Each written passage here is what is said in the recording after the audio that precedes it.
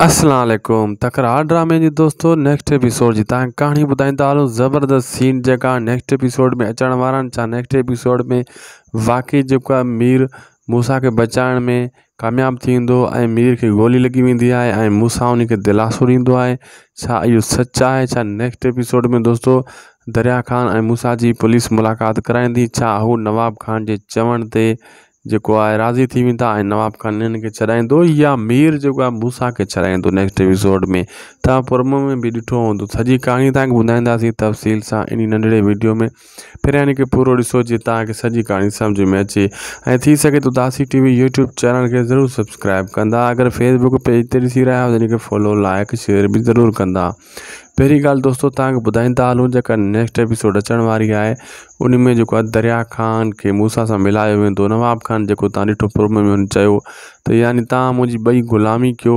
मूसा ऐं दरिया ख़ान खे चई त सलाह करे वठो, पोइ मां तव्हांखे रिहा कराए छॾींदुसि ऐं तव्हां मुंहिंजे चवण ते अॻिते हलंदो, यानी मुंहिंजा कुता थी रहो। अहिड़े हिसाब सां हू दरिया ख़ान जी मुलाक़ात थींदी मूसा सां, पुलिस वारा मुलाक़ात कराईंदा, लेकिन इहे ॿई इन ज़िद ते कान बीहंदा। इहा ॻाल्हि कंदा त असां नवाब खान जा कुते थियण खां भलो आहे त असां मरणु क़बूलु कंदासीं।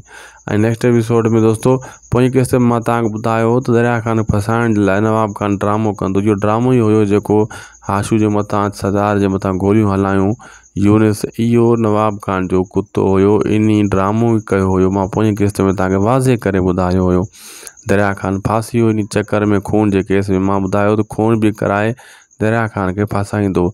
लेकिन जेको तव्हां प्रोमो में बि ॾिठो त मीर खे गोली लॻल हुई, मूसा सां ॻाल्हाए पियो, छा मूसा खे बचाए आयो आहे? न दोस्तों, मीर असल में इहो सोचे रहियो आहे, इहो पुराणी ड्रामे जी किस्त जी यादि सोचे रहियो आहे त मूंखे गोली लॻी हुई त मूंखे मूसा बचायो हुयो ऐं दिलासा ॾिना हुई। हाणे मूसा अगरि जेको आहे हिन टाइम मुसीबत में आहे त मां छो चुप करे वेठो आहियां, मां मूसा खे छो नथो बचायां?